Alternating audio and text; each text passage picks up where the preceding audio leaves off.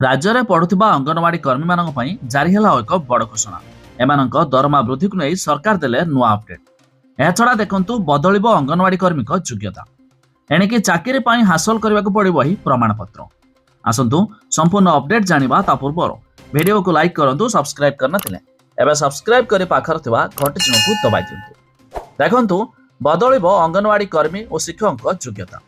द्वादश किंबा तदुर्ध योग्यताधारी अंगनवाड़ी शिक्षक को शैशव जत्न और शिक्षा अर्थात ईसीसी रे 6 मासिया प्रमाण पत्र हासिल करने को पड़िबो। निम्न शिक्षागत योग्यता थिबा व्यक्ति एक वर्षिया डिप्लोमा कार्यक्रम दियाजिबो। प्राथमिक साक्षरता, संख्या ज्ञान और ईसीसी रो अन्यान्य प्रासंगिक दिग को अंतर्भुक्त कराजिबो।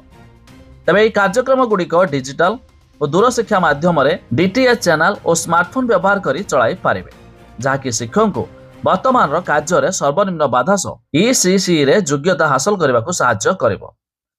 तबे जातीय शिक्षा नीति 2020 आधार में ओडिशार अंगनवाड़ी और विद्यालय शिक्षा रे एभली परिवर्तन आसबाकू जाउछि। एहा छडा आंदोलन ओहरिछंती अंगनवाड़ी कर्मी और सहायिका। विभागीय सचिव के सह आलोचना हेबा परे दाबी को स्वीकार करा जायथिबारु आंदोलन ओहरिछंती अंगनवाड़ी कर्मी। तबे दिनिकिया धारणा थिबारु धारणा शेष होइछि। आगकू जदि दाबी पूरण न होए राजरास्ता को ओह्लाइ बोली संघ पक्षरु कहा जायछि। तबे मासिक दरमा 10,000 टंकारु वृद्धि करी 18,000 टंका मिलिबा, पिलांको मिलुथिबा खाद्यर टंका बढ़ाइबा, पेंशन लागू सह अवसर समय रे आर्थिक सहायता मिलियो भली दाबी मध्य करा जायछि।